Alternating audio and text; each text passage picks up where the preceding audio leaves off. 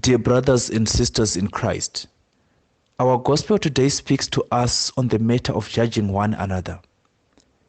The gospel warns us against judging each other, as we ourselves shall be judged by our own actions and for our own failures. In fact, it is often that when we judge others, we ourselves are doing what we are judging or being prejudiced against others for. Many a time, our insecurities due to our shortcomings lead us to be judgmental on others, and we ought to fight this habit. Given that we are people who are often controlled by our ego and pride, our human ambitions and desires, we do not like it when we are wrong or are not in control over our actions and path in life. That is why in our gospel today, the Lord Jesus speaks of this matter, referring to the improper and flattering attitude of many of the Pharisees, the scribes, and the teachers of the law.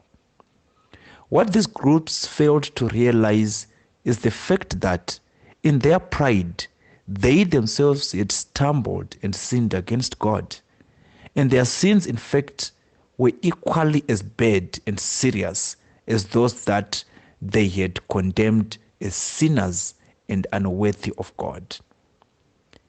In what they had done, not just that they had done sins of deeds, but also the sins of omission by their failure to reach out to those who need God's love and help.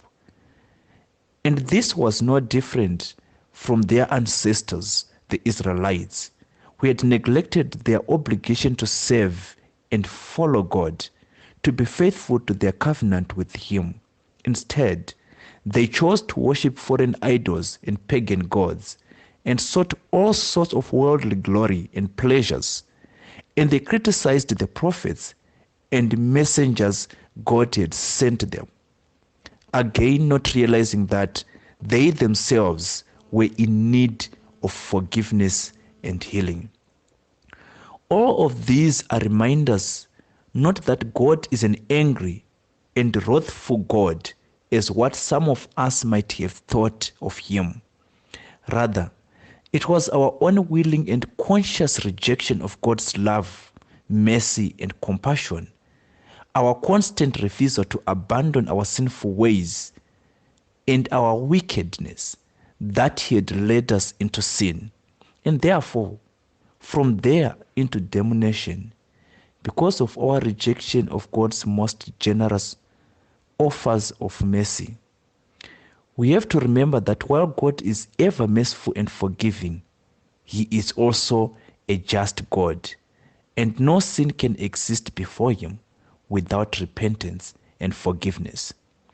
Today, all of us are reminded of all these, that each and every one of us may truly live up to our Christian calling, to live a most faithful and dedicated life filled with genuine devotion to God, following Him faithfully each and every moment of our lives.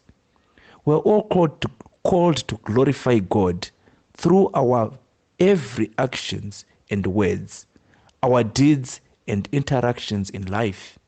But in order to do this, we must first be willing to accept the fact and truth that we are vulnerable, weak and easily tempted, sinful and unworthy people. Instead of pointing out what is lacking in others, we must look into ourselves and find ways how we can make good use of the opportunities that God had given us in order to return to Him and to render our hearts and cleanse all the impurities within, to discard all the sins and wickedness and replace them with faith and genuine love for the Lord, with a newfound zeal and commitment to walk in God's path from now on.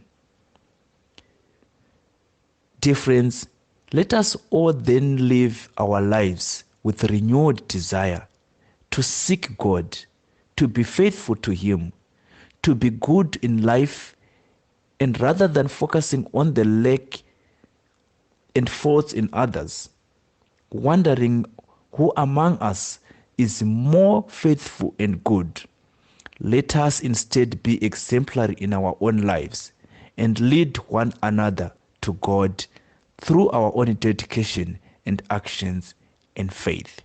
Through Christ our Lord.